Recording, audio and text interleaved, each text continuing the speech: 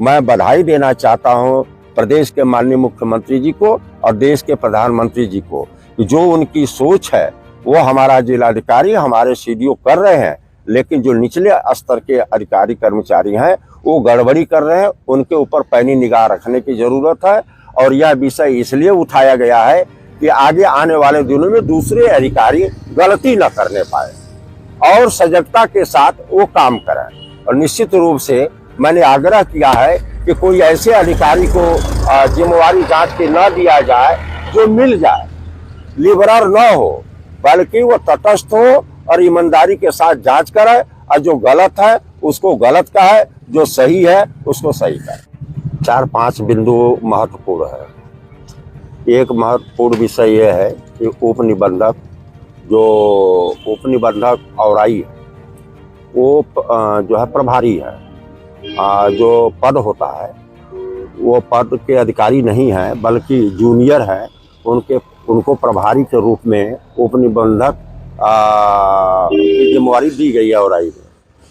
जो petrol pump हैं या जो गैस एजेंसी हैं या जो कमर्शियल बिल्डिंग या भवन बनाने के लिए, दुकान बनाने के लिए जो है डीड एग्रीमेंट होता है, तो डीड एग्रीमेंट जो होता है उसमें उसी जमीन का हो सकता है जो जमीन धारा 80 में उसका नवैयत बदल दिया गया हो, यानी एग्रीकल्चर की लैंड जो है आवासी में बदल दिया जाए, उसी का डीड एग्रीमेंट हो सकता है। बट औराई में बड़े पैमाने पर 1-1 लाख रुपया उप प्रभारी निबंधक जो है 1-1 लाख रुपया लेकर के आवास उसमें फर्जी ढंग से दिखाकर, बाउंड्री फर्जी ढंग से दिखा करके और जो है लीज डीड एग्रीमेंट कर दे रहे हैं। यह बहुत बड़ा राजस्व का घाटा है, प्रदेश सरकार के राजस्व का घाटा है, जिसकी बात आज प्रभारी मंत्री जी के सामने भी रखा हूँ और जो है लोक लेखा समिति में भी ये विषय को मैंने रखा था। दूसरा जो है सिंचाई विभाग का मामला है। हमारा अधिकारी 1 नंबर है, सीडीओ हमारा 1 नंबर है, परंतु जो निचले स्तर के अधिकारी हैं वो गड़बड़ कर रहे हैं। जैसे उदाहरण के रूप में कि जो भी काम स्वीकृत होते हैं नहर डिपार्टमेंट में, तो उसमें जो है जो बीलो टेंडर जाता है, तो जब बीलो टेंडर गया तो पैसा बचा सरकार का, तो वह सरकार का पैसा सरकार के खाते में वापस हो जाना चाहिए।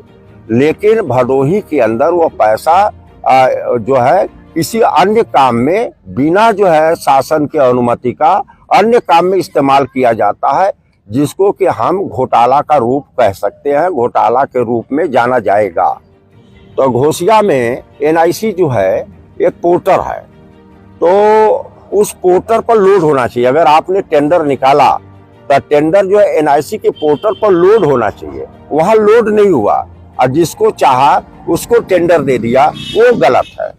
इसी तरीके से माननीय श्रीमती जया बच्चन जी के सांसद निधि का पैसा से यहाँ 4 कार्य स्वीकृत हुए थे और चारों कार्य का जो स्वीकृति हुई थी उसका टेंडर निकला।